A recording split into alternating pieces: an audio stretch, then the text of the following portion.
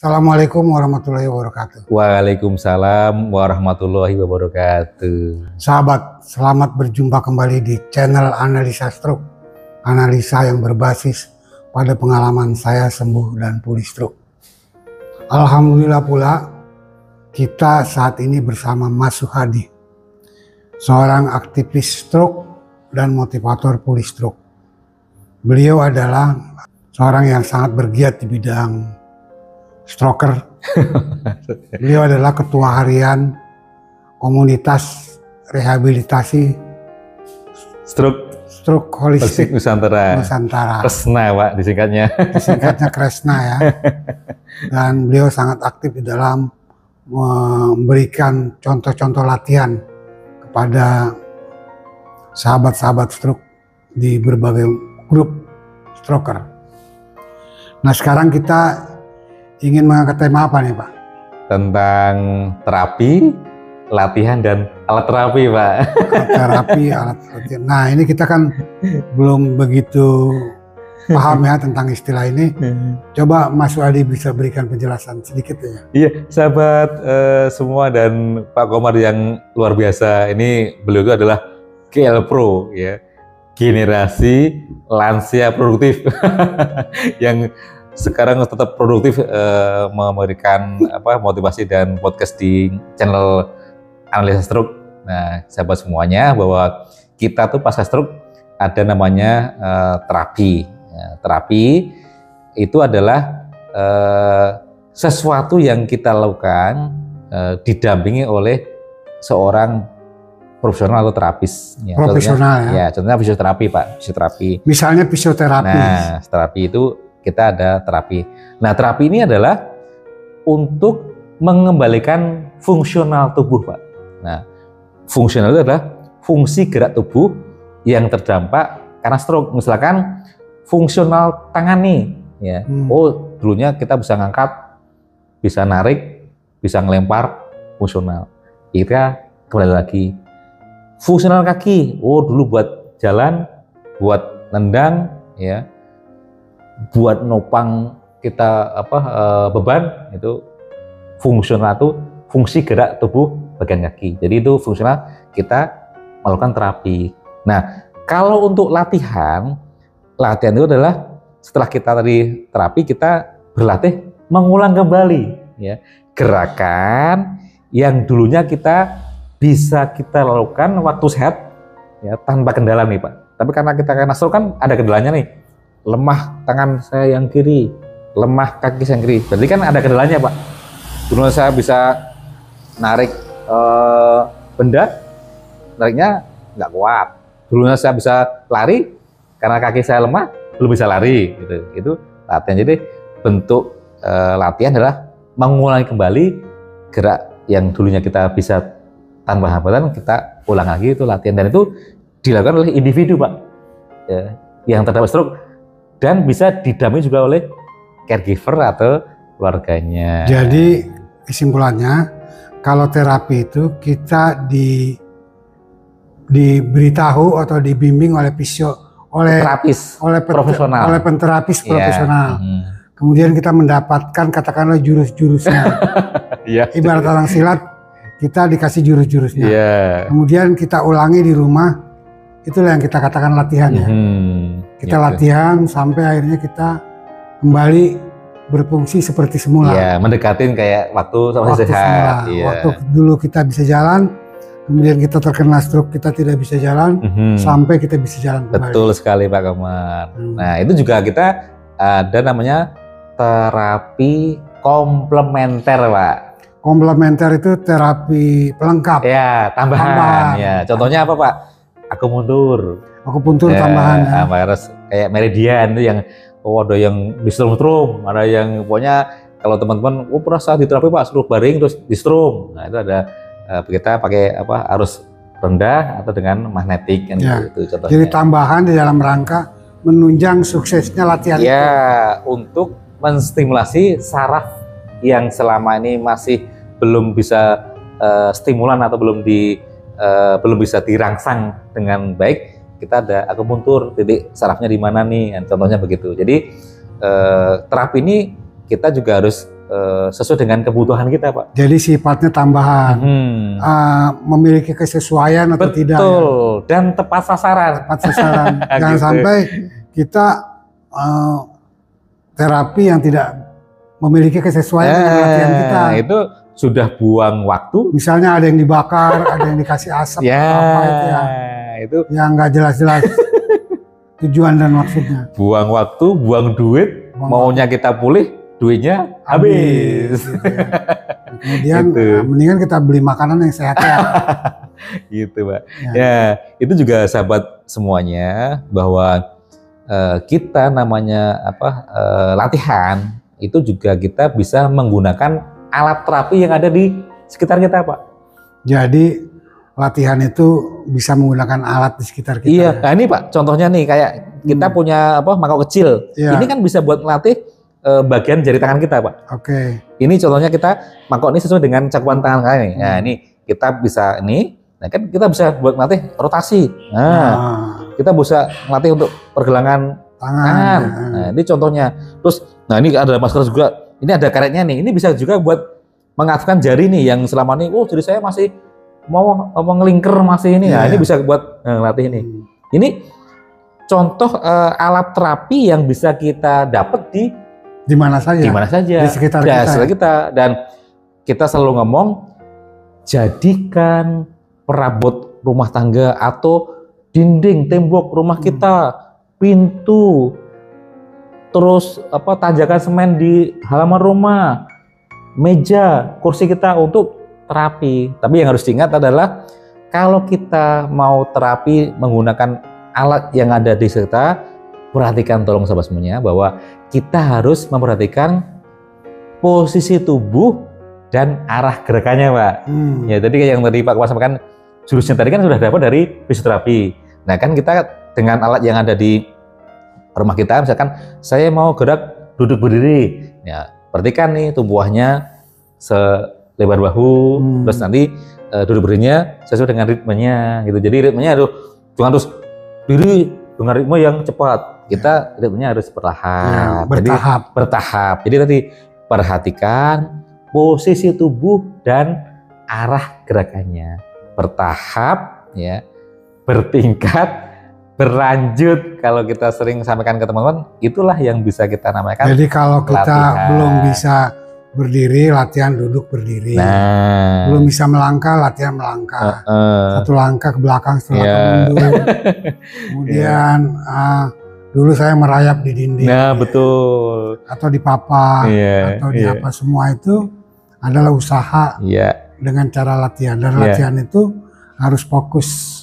Konsisten tadi yang Bapak sering ngomong, dan fokus, konsisten. Iya, betul. Dan satu lagi bahwa teman-teman yang seperti yang kami lakukan, saya dengan Pak Komar nih, kita harus sering latihan di outdoor, Pak. Alam terbuka. Ya, itu juga melatih mental, Pak.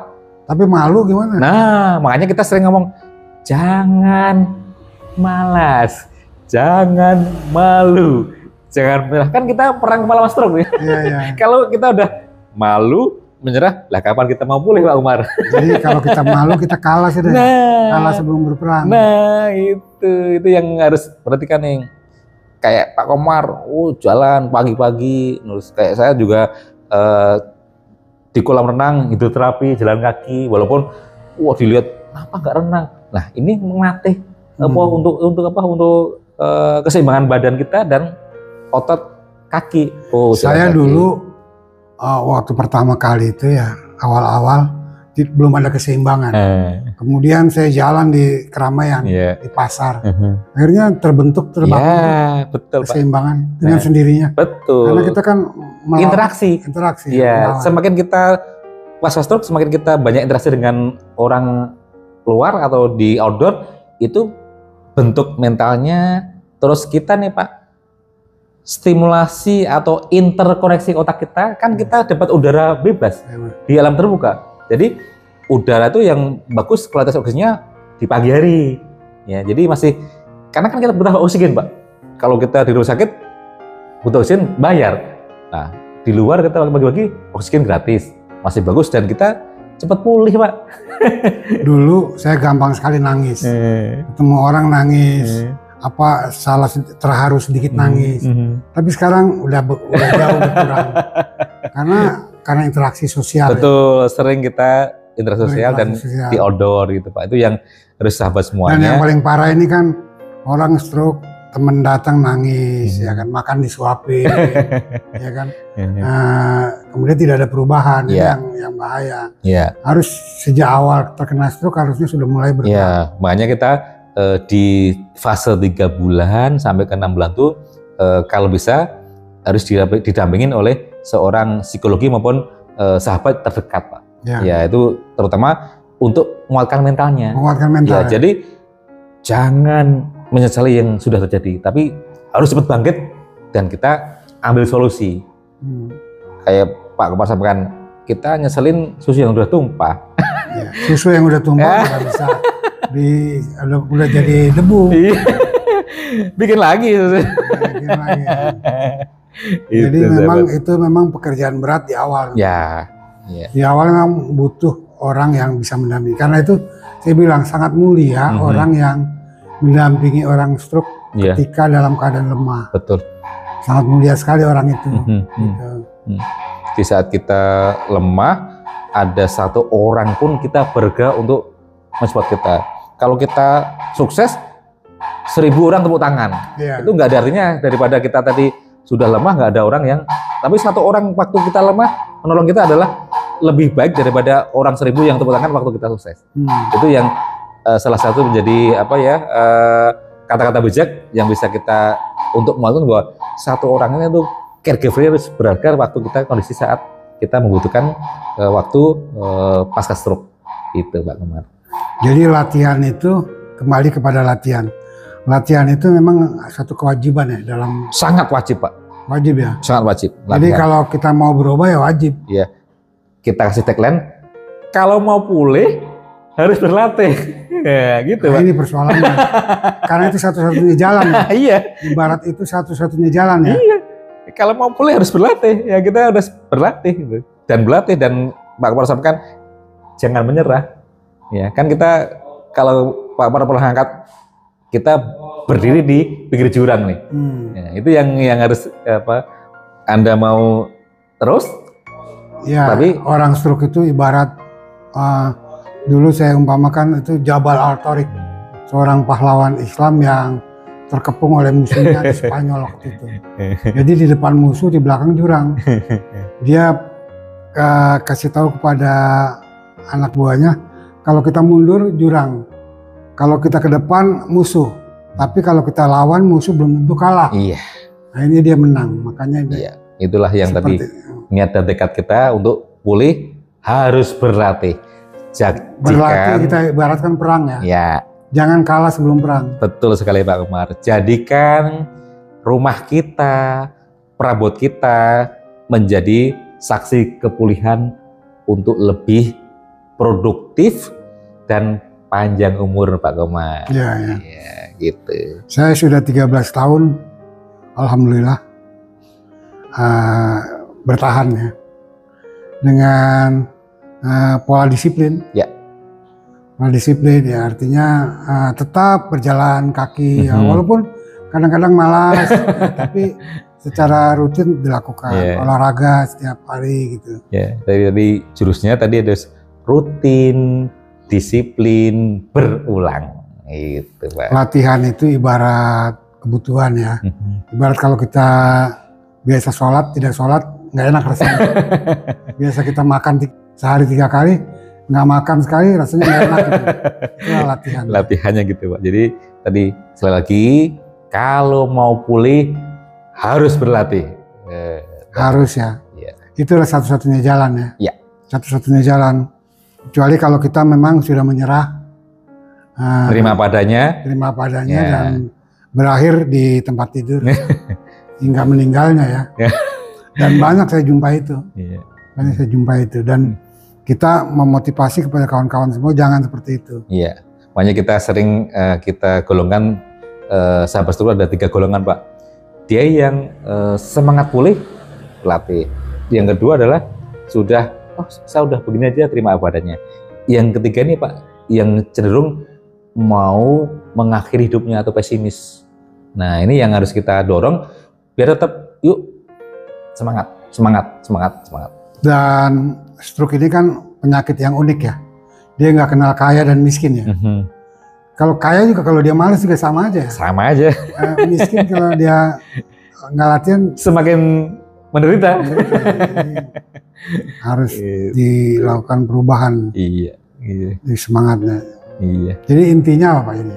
Ya, jadi tadi saya sampaikan lagi bahwa kita dalam pasca stroke ini harus melakukan tadi dapat ilmu terapi.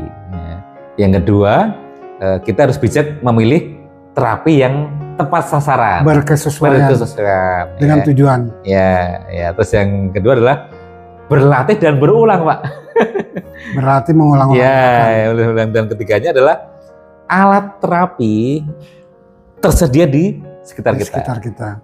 Catatan harus tahu caranya, gitu Pak. Dan itu bisa berpikir sendiri. Ya. Gitu. Di samping juga minta pengalaman orang lain. Ya, betul. Atau juga konsultasi dengan penterapisnya. Yes, betul sekali. Gitu kan. Oke, saya kira kita cukupkan sekian sahabat perbincangan kita tentang terapi, latihan dan alat. Terapi. Terima kasih Mas Suhadi. Terima kasih Pak Umar. Salam GL Pro.